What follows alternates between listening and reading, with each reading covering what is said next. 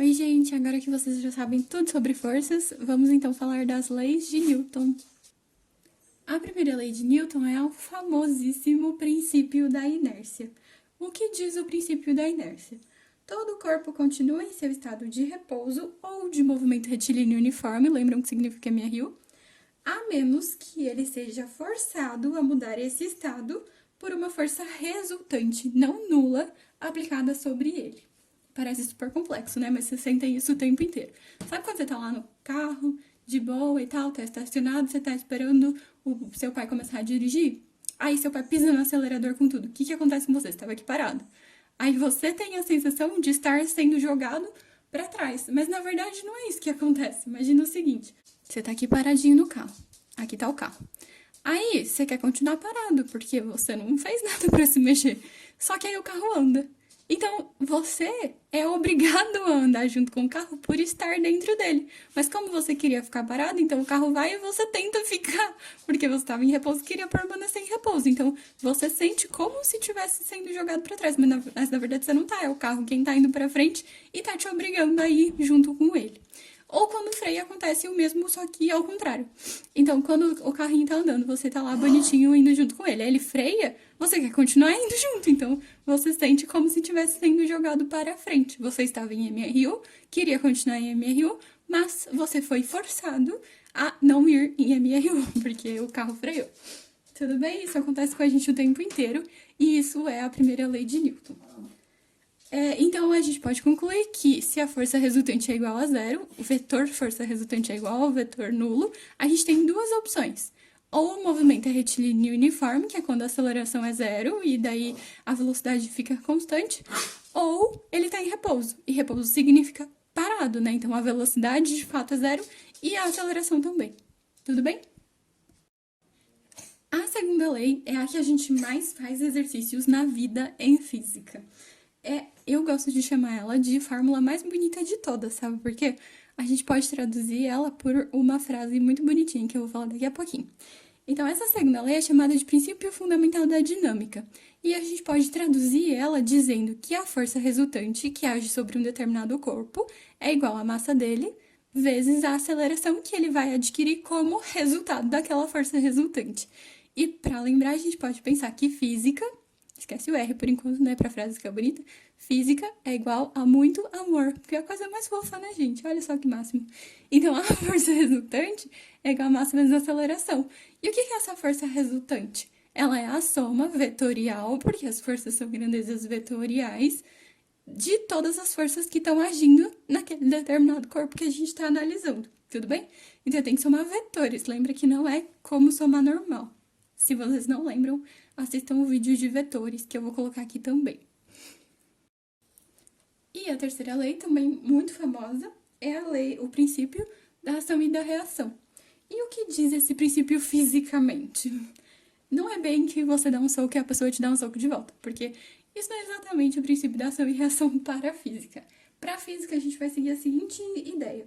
A toda força de ação corresponde uma força de reação de mesmo módulo, mesma direção e sentido oposto. Então, por exemplo, eu vou soltar minha borracha, ela vai cair e vai atingir o papel. Então, vamos ver o que vai acontecer. Percebem? A hora que ela caiu e atingiu o papel, ela não subiu. Por quê? Quando ela atingiu o papel, ela fez uma força sobre o papel, que estava em contato com a mesa, né? Mas vamos pensar só no papel. Fez uma força nele com a direção, né, essa daqui, né, no meu ponto de vista, que tô gravando é a direção vertical, aí pra vocês não é, né, mas no meu ponto de vista é vertical e o sentido pra baixo. E a hora que ela atingiu a mesa, ela fez essa força sobre a mesa, certo? E qual é a reação? A mesa fez uma força sobre a borracha de mesma direção e sentido oposto, então pra cima. Por isso que a hora que ela bate, ela pula. Então ela vai bater, recebeu a reação da mesa e subiu. Tudo bem? Isso a gente vê o tempo inteiro. Então, tipo, se você estiver em cima de um skate ou de um patins e for até uma parede e empurrar a parede, você é jogado para trás. Por quê? Você empurra a parede com uma determinada força e a reação é a parede te empurrar de volta com a mesma força, só que pro outro lado. E por que você se mexe e a parede não? Por que a minha borracha pulou E a mesa toda, não. Por que a mesa não foi pra baixo? Era que a borracha atingiu ela. A força é a mesma. Então, por que a borracha sentiu muito mais? Por que eu sinto muito mais quando eu me empurro? Porque o efeito que a gente vê é a aceleração. Então, para uma mesma força, a gente vê uma aceleração maior se a massa do corpo for menor. Quem tem massa menor, eu ou uma parede? Com certeza eu tenho uma massa menor que a parede. Então o efeito sobre mim é muito maior. Para eu movimentar uma parede, eu precisaria fazer uma força muito maior. E mesmo assim eu sentiria muito mais do que a parede, simplesmente porque a força é igual a massa vezes a aceleração. Então tá tudo relacionado. Mas atenção! Esse princípio de ação e reação sempre vai estar relacionado com dois corpos diferentes. Então, quando eu falo assim, ó, lembra das forças, eu tô com a borrachinha aqui. Sobre essa borracha estão agindo a força-peso para baixo e a normal para cima, certo? Para baixo e para cima, mesma direção, sentidos opostos. Então, eu falo que peso e normal são ação e reação, são um par ação e reação. O que vocês acham sobre isso? Um tempinho para vocês pensarem. Então, qual a ideia?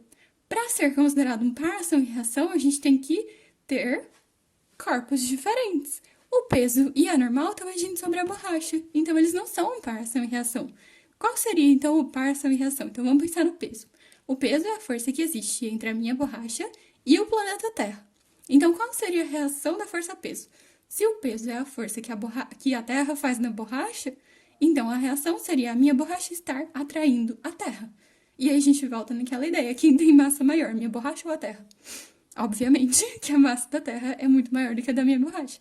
Então, o efeito que a borracha sente é muito mais intenso do que o efeito que sente a Terra. Para a Terra não faz nem cosquinha se minha borracha está puxando ela ou não. Mas para a borracha faz toda a diferença. Por isso que quando eu solto, ela cai.